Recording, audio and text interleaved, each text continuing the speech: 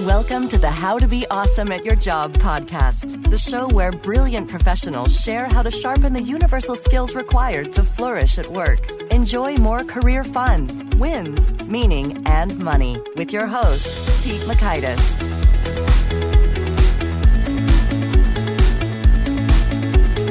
Hello, and thanks so much for joining us here for episode 130 with Mark Babbitt.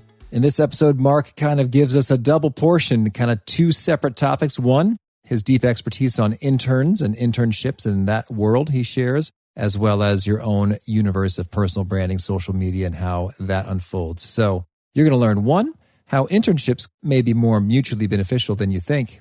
Two, a step-by-step guide to building high-quality internships. And three, two simple questions for accelerating your career. So if you want to check out the show notes or the transcript or the links to items mentioned, you'll find that over at awesomeatyourjob.com/ep130 or awesomediourjob.com/ep130, depending on how you read that long URL to yourself. While you're at that website, please check out some of our cool stuff from the 10 Days to Winning at Work email course to help slash waste out of your work week, to the Gold Nugget email summary insights from each guest. Here's Mark's story. Mark Babbitt is a career and leadership mentor and the CEO and founder of U-Turn, a community for young talent looking for internships, mentorships, and actionable advice. He's also the president of Switch and Shift, a consultancy firm looking to bring leaders to the social media age. He's written for the likes of the Business Insider, the Huffington Post, and the Harvard Business Review. He's published 2 books, The Ultimate Guide to Internships and A World Gone Social. Here's Mark.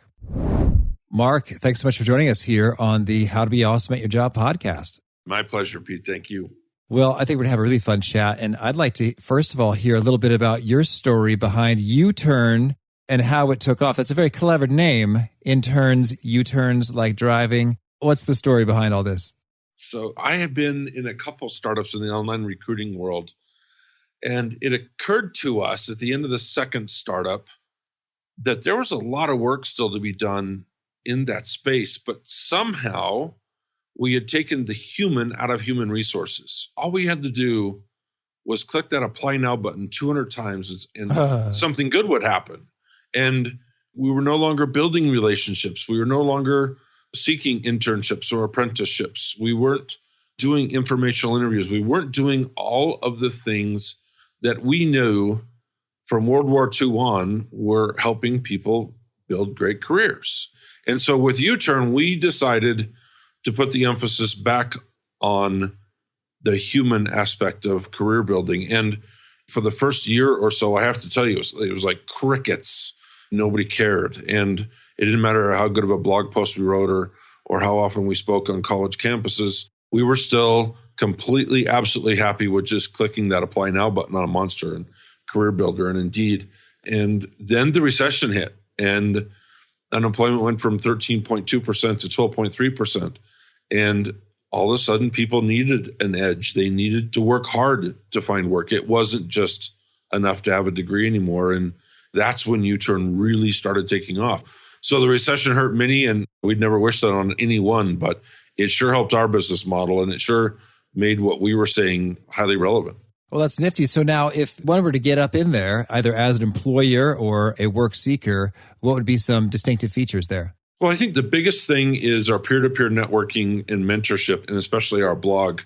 We have resume writers, recruiters, hiring managers, all contributing to our community and to our blog, giving out career advice that's priceless. The poor career centers at the universities and colleges and unemployment centers in the state and local offices, they're just so far behind the times, most of them, I should say, not all of them. And they're not giving out great advice. And that's what we take a lot of pride in. The advice that you'll see on U-Turn is not just good advice, it's actionable advice. And that's really important to us. Oh, that is so handy. Well, so I thought we'd have a really great conversation in particular about just sort of the notions of interns, because I think, many workplaces, they don't even sort of go through the trouble to bring interns in over the summer or another period of time. And so I'd like to get sort of your pitch, if you will, on why I imagine, if this is a fair assumption, you believe many workplaces should indeed be making the effort to bring on interns. Well, I think, there's a lot of practical reasons. For instance, delegation is something that most small business owners, middle-level managers, it's an issue they fight all the time. How do I have enough time to do the work that's required of me? And how do I focus on the stuff that's really important when I'm doing the $10 an hour tasks all the time? And so there's a practical nature to it, certainly. But there's also a human aspect of it that comes into play, and that is, how are you building your succession plan? How are you filling your personnel funnel? How are you giving back, both personally and as a company, to the community and to the local college? And how are you stepping up as a mentor? And so we talk all the time that there's both the practical aspects and the human aspects of providing high-quality internships that it's pretty hard to ignore. I hear you. So I guess I'm wondering, you made a nice case for the givers. Tell us a little bit more about the practical nature, or for the takers who are like, oh my gosh, is it going to be worth my while to find someone and bring them up to speed and babysit them? And what can you share about some experiences from folks that have made that kind of a trade-off well worth making? Well, I love your point about the givers and takers. In our book, we talk a lot about the relentless givers, those who see themselves as mentors and want to fill that role. It is easier to bring on an intern when you have that mindset. For the takers, frankly, it's much harder. And unfortunately, we talked about the recession just a minute ago in 2012, 2013. We had a lot more takers bringing on interns than we did givers. And especially, the unpaid variety where they were just gophers and coffee fetchers and doing the filing and the copying. And there wasn't much value there, certainly not for the intern. And so at U-Turn, we carefully vet our employers. We want to make sure that they're more on the mentor scale, higher on the mentor scale than they are the taker scale. And that's just really important. So to answer your question more directly, if you know you have those taker tendencies, maybe an intern isn't right for you, just to be completely, absolutely blunt, because an internship ideally should be a partnership. It should be one person working their butt off while helping you achieve your business goals while you set out to serve as a mentor and to teach and to provide a learning environment that they just can't get in the classroom. That's why they're there. They aren't there to do all your odd jobs and menial tasks. They're there to learn, and you have to provide that kind of environment. Okay, well spoken.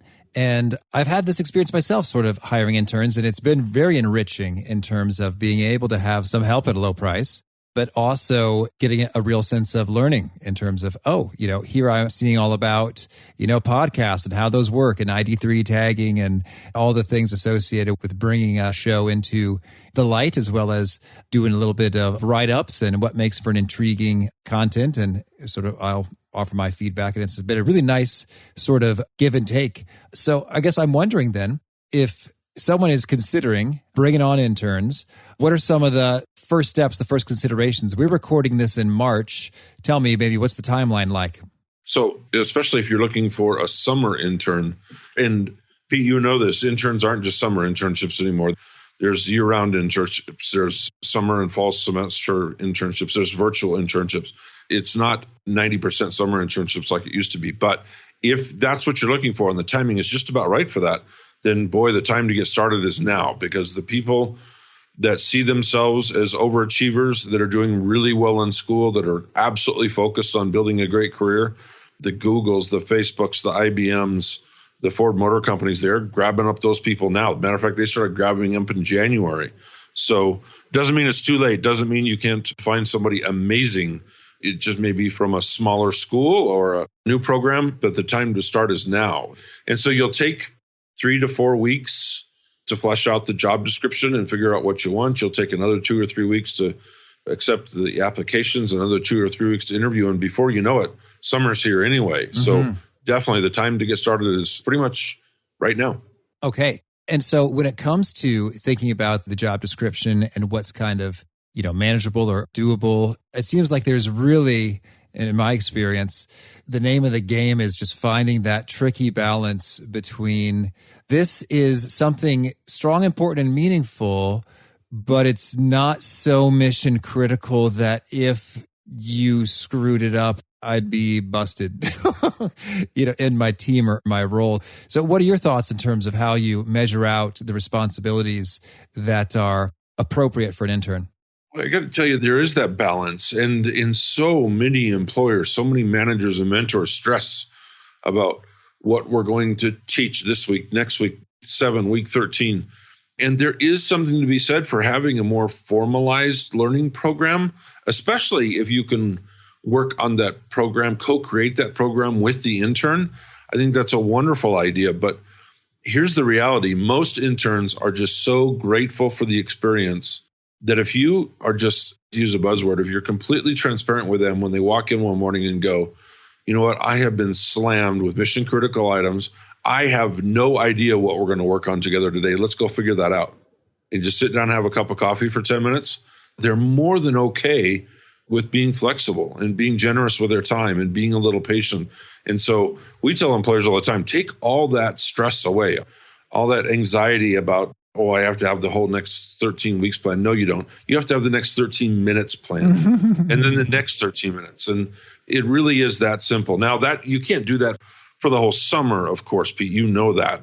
But once in a while, man, you give yourself a break, give the intern a break, and just say, okay, we're going to work on this today, but right now I have this incredibly big fire to put out, and I need a few minutes to think about how you can help me do that. So go have a cup of coffee, come back in 10 minutes. We're going to figure this out together, right? And just be flexible. Be as flexible as the intern is willing to be.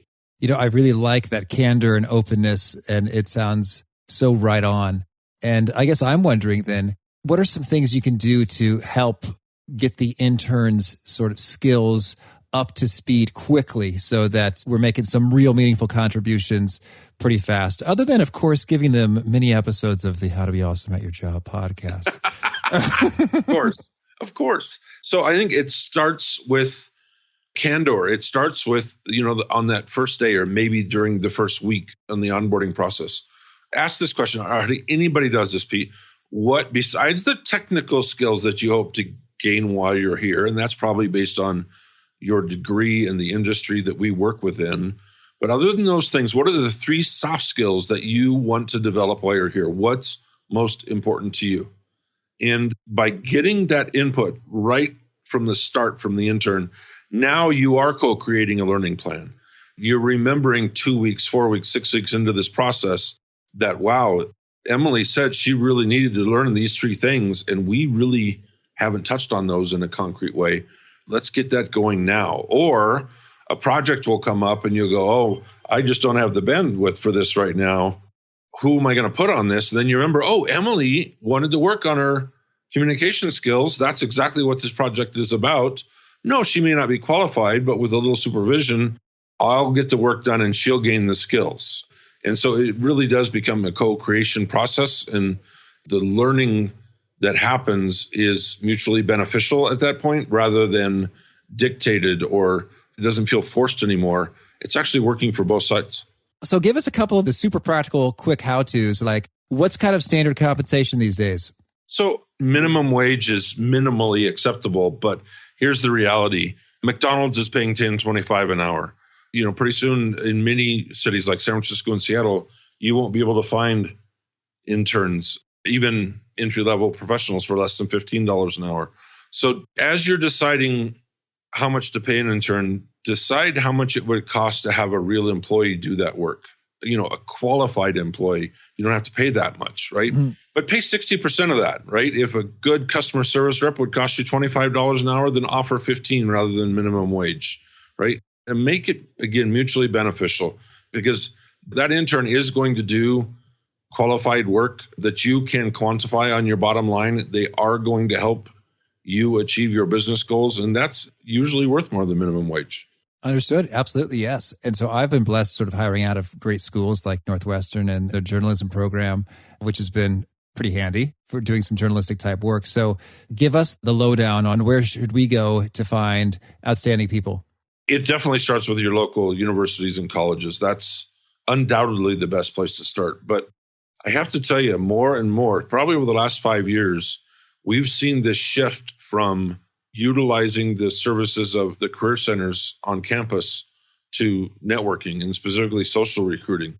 You would be amazed how many applications you get going to Facebook, going to LinkedIn groups, going on Twitter, going to small talent communities like Albert's List and maybe U-Turn, and actually putting the word out and saying, I'm looking for a journalism major who would love to do some digital media work Here's what my company does. Here's the kind of person I'm looking for. Let's see if we have a match. And so that's happening a lot on digital and social media now. Well, that's the perfect segue. I do want to ask about your latest book here, A World Gone Social. So give us sort of like, what's the overall philosophy of this book and some key takeaways that we should think through, both in terms of social media recruiting and just the social media element of careers in general? Well, thanks for asking. First, I should say, books are funny things. Anybody who's written a book knows this, but the book's been out about 2.5 years now. We're working on the second book as we speak with an update, but A World Gone Social was released in late 2014, which means it was written in late 2013. And so much has changed in the social sphere now that it's certainly worthy of an update at this point. But here's what's most interesting is we, at the time, talked about how much business had already changed because of social media, not just sales, not just marketing, not just, consumerism, but how we attract top talent, how we retain that talent, how we learn from each other, how to build a great employer brand, how to treat our customers, how to treat our employees, how to promote, how to fire. We learn so much of this now through social media. And it's actually quite gratifying to see some of the things that we now wrote 3.5 years ago coming to fruition, including our most recent presidential election. We said, pretty soon elections are going to be won and lost on social media. And that's exactly what happened in the last cycle. So it happened, but frankly, much faster than we thought it would. But there it is. And the book is basically about how much social media has changed almost every aspect of our lives, but certainly how we run our businesses and treat our customers and our employees. Okay. Well, so I guess I'm wondering if you're thinking about your typical ambitious professional, what are some sort of key developments or nuggets or practices that they should take on as a result of this new landscape? Well, I think if you're a business owner, we absolutely have to embrace every aspect of social media. I mean, we now live in what we call the testimonial economy. What we say about us through traditional marketing or advertising doesn't matter that much anymore. Why? Because people are going to Yelp and Google reviews and TripAdvisor and Porch and Angie's List and a million other sites, and they're leaving what consumers feel are objective reviews about your product or service. If you get a negative review, don't get defensive, don't go crazy, grab up all the emotional intelligence you can gather in just a quick answer. I'm so sorry we didn't meet your expectations today. I'm going to make this right. Please email me at mark@uturn.com. I got this. And boom, you're done. That's it. People see that, 3.5 sentences, and they think, okay, here's a guy who cares. So that's on the business side. On the personal side, man, a degree is not enough anymore. Experience is not enough anymore. You have to be known as a subject matter expert. And the best way to do that, even though it's another very overused cliche term, is your personal brand. You have to show social proof that you actually know what you're talking about. And that's, through testimonies, through recommendations, through endorsements. Again, what you say about you doesn't matter. It's what your former boss says about you, what your colleagues say about you, your vendors, your customers, the people you served. If they're saying good things about you, an employer is going to believe that you can do the job. Mm-hmm. Okay.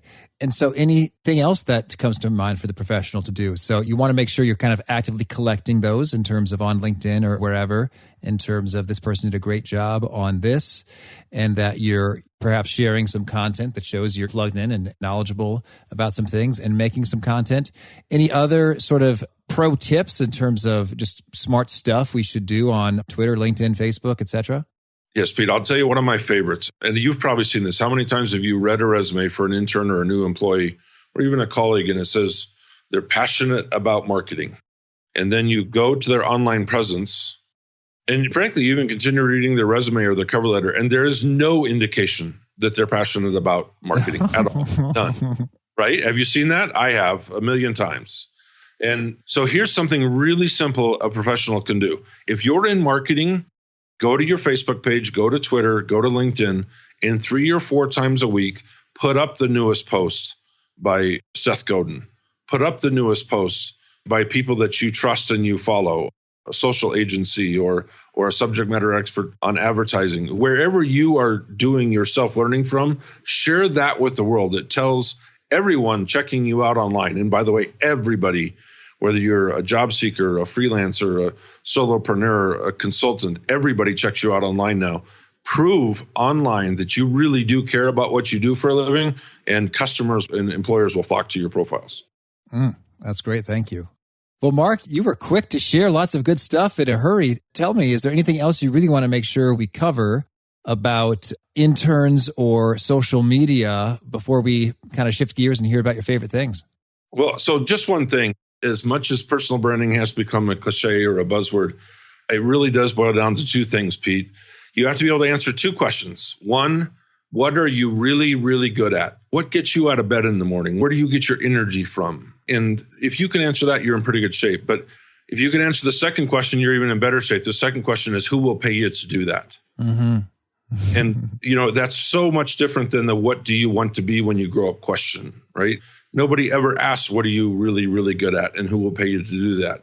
So take a few moments over morning coffee or some time over this weekend, in a quiet moment, and answer those two questions well, and you'll be ahead of about 95% of your branding competition. Well, those are potent questions. And if I could put you on the spot, Mark, how about, could you answer that for us? And then I'll answer it. And then we'll just have two examples on record to inspire the exercise. Well, yes, I've never been asked that. That's wonderful. I am really, really good at solving problems and meeting challenges by getting the right people in the right room at the right time. And who will pay me to do that? I'm lucky there isn't a company in the world, there isn't a person in the world that doesn't have a product, a service, or an identity problem that doesn't need help. And by putting the right people in the right room at the right time, we can usually solve that problem. Oh, that's fun. I love that. Thank you. I'll go with, and it is alliterative, and that's just sort of how I like to remember things. But I get so fired up about discovering, developing, and disseminating knowledge that transforms the experience of being alive. And so, and that wow. Yeah, that's thanks. Great. Well, it really does. I was just chatting with another podcaster who was giving me some tips, and I was giving her some tips. I was like, my heart was thumping. It was like, oh my gosh, that's brilliant. I'll save this money. I'll develop more audience, because there was a sense of discovery there. And other times in the early day, I was developing something, a potential product to help professionals, and it's just sort of thinking and ideating, and it was fun. And then just sharing it with the world and hearing them react, disseminating is a blast as well. So folks who pay for that are kind of learning and development type professionals in different corporations, as well as individuals that I can reach through the podcast, and different kind of team leaders, managers of all sorts, like my enhanced thinking and collaboration training programs. It's like, hey, our team would like to discover some of these things to slash some waste out of our work week. So go for it. So whether it's spiritual or professional or personal finance, it's just like, I just geek out about discovering something and then working with it to be like, oh yeah, this is the stuff. Well, not only, Pete, is that full of alliteration, I can tell, and so can your audience, I know, how passionate you are about that. And that makes all the difference in the world. You have this thing nailed. Now imagine if all of the listeners to your show could not only articulate what they're really, really good at and who will pay them to do that, but do it in a passionate way. You could just dump the elevator pitch. You would never have to recite an elevator pitch again in your life if you could do what you just did. That's exciting. Thank you. Fun. Well, now if you could maybe disseminate for us some of your favorite things, Mark, maybe to start us off, how about a favorite quote, something you find inspiring? So there was a sign in Japanese above a hotel room I was in Okinawa in 1981, and it said, fall down 7 times, get up 8. And I've carried that around with me everywhere I've gone since. Oh, thank you. So is the extra time is just that you're that resilient, or you woke up before you started falling down? No, I think maybe more resilience, relentless resilience might be it. Oh, perfect. And how about a favorite study or experiment or piece of research? Well, that's ongoing. I have fallen in love just in the last week or so. I mean, I'm a data geek, so I'm always looking at the latest research. But Gallup just released a 215-page report on the state of the American workplace, and it's just absolutely fascinating what we're learning in there. Oh, I haven't looked at it yet. I'm excited to dig in. Thank you. And how about a favorite book? Well, my favorite book is still the first business book I ever read. I was in the military when I read it and being trained as an engineer, and still was an engineer in Silicon Valley for 10 years. But In Search of Excellence remains my favorite book of all time. Oh, we should get Peters on the show. Well, yeah. Well, and highest compliment ever, Tom Peters went on Twitter and talked about how much he loved A World Gone Social. So it was kind of a dream come true. Oh, that is cool. Congratulations. And how about a favorite tool, whether it's an app or software or product or service, just something that helps you be awesome at your job? Oh, this goes along with my technology geekdom, but I am all about collaboration tools right now. We're so into Slack and Glip and Nosebee and all these things because we run 3 companies. All of them are virtual. We all work at home with our babies and our dogs and our families and our parents. And so anything that helps me communicate and collaborate virtually, that's way up on my list. Oh, thank you. And how about a favorite habit, a personal practice of yours that helps you flourish? Well, I wasn't always like this, so I'm going to say that right up front. At one point in my life, I became a single parent with full custody of 4 kids, and I had to learn how to be a morning person.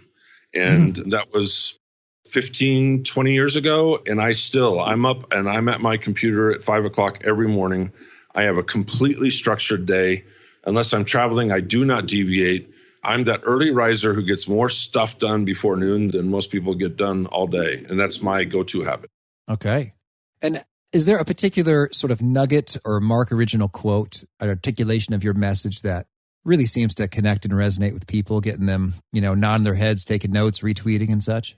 There is. And it actually started out as my social media rule, but now it's my rule for life. And it goes something like this. When I'm associating with people, this is my rule. No trolls, no drama queens, no divas, no takers, no fakers, and no assholes. Assholes. Assholes. That's a new one for me. Assholes. Daisy Wright coined that term, who's a wonderful lady in the career space. And how many people come up to you and you meet them after a talk? Could you spend 3 hours on my resume telling me what's wrong? No, we just met. Build a relationship first, then ask for a favor, right? It's especially on social media. It's so deafening and so time consuming. And so those 6 types of people, you talked about givers and takers. I have very little tolerance for takers. If we can't build a mutually beneficial relationship, if you can't give as much as you can take, even if you're a matcher, as Adam Grant specified them, I can deal with matchers, but you can't be a taker or I'm not going to invest too much time in you. Okay. Thank you. And Mark, is there an ideal place to contact you or get in touch if folks want to learn more and see what you're up to? Absolutely. You'll find me a lot on Twitter. My Twitter handle is Mark S. Babbitt, Babbitt. I also still answer my own email, every tweet that comes in. That's me. And it's mark@utern.com, YOUTERN.com. Okay. And do you have a final challenge or call to action for those seeking to be awesome at their jobs? Well, Pete, we laid it out, didn't we? Yeah. So my challenge is go answer those 2 questions. Take that quiet moment. And if you can't answer those questions, then go out to your mentors, the people who know you well, your current boss, your network, and say, what am I really, really good at? If you don't know the answer to this question, there's a lot of discovery to be done. Mm-hmm. Well, Mark, thanks so much. This has been a ton of fun, and I wish you much luck as U-Turn and Forward Heroes and all you're up to. Just grow and flourish. Well, thank you, Pete. Thanks for having me on the show.